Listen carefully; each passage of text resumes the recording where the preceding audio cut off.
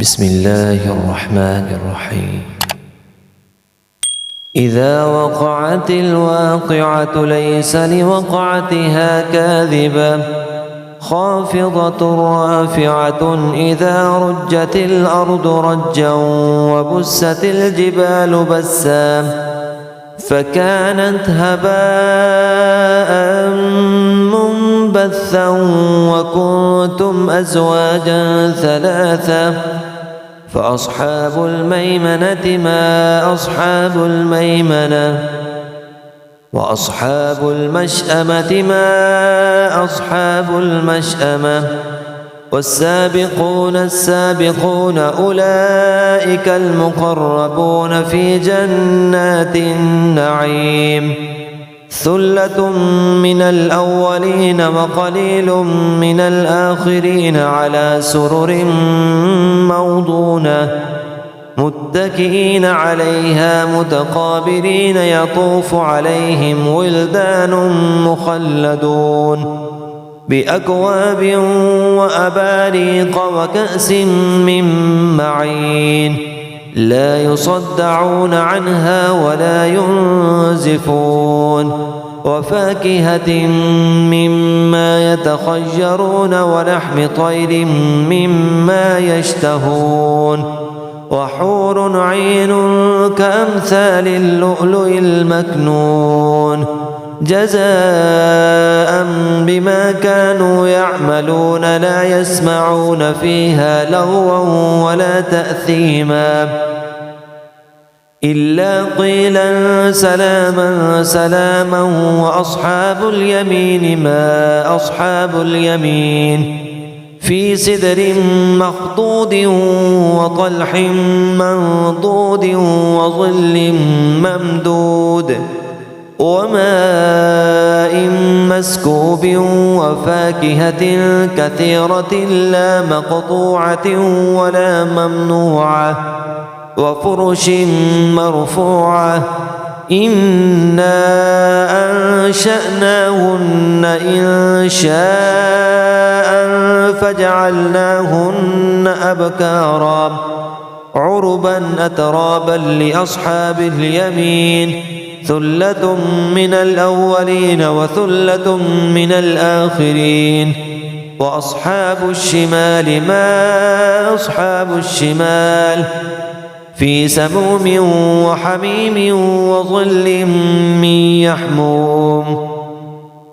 لا بارد ولا كريم إنهم كانوا قبل ذلك مترفين وكانوا يصرون على الحنث العظيم وكانوا يقولون أئذا متنا وكنا ترابا وعظاما أئنا لمبعوثون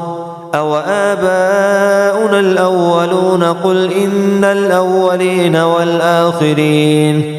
لمجموعون إلى ميقات يوم معلوم ثم إنكم أيها الضالون المكذبون لآكلون من شجر من زقوم فمالئون منها البطون فشاربون عليه من الحميم فشاربون شرب الهيم هذا نزلهم يوم الدين نحن خلقناكم فلولا تصدقون أفرأيتم ما تمنون أأنتم تخلقونه أم نحن الخالقون نحن قدرنا بينكم الموت وما نحن بمسبوقين على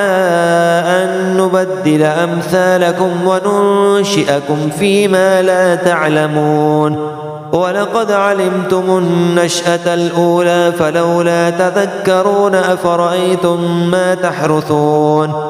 أأنتم تزرعونه أم نحن الزارعون لو نشاء لجعلناه حطاما فظلتم تفكهون إنا لمغرمون بل نحن محرومون أفرأيتم الماء الذي تشربون أأنتم أنزلتموه من المزن أم نحن المنزلون لو نشاء جعلناه أجاجا فلولا تشكرون أفرأيتم النار التي تورون أأنتم أنشأتم شجرتها أم نحن المنشئون نحن جعلناها تذكرة ومتاعا للمقوين فسبح باسم ربك العظيم فلا أقسم بمواقع النجوم وإنه لقسم لو تعلمون عظيم إنه لقرآن كريم في كتاب مكنون لا يمسه إلا المطهرون تنزيل من رب العالمين أفبهذا الحديث أنتم مدهنون وتجعلون رزقكم أنكم تكذبون فلولا إذا بلغت الحلقوم وأنتم حينئذ تنظرون ونحن أقرب إليه منكم ولكن لا تبصرون فلولا إن كنتم غير مدينين ترجعونها إن كنتم صادقين فأما إن كان من المقربين فروح وريحان وجنة نعيم وأما إن كان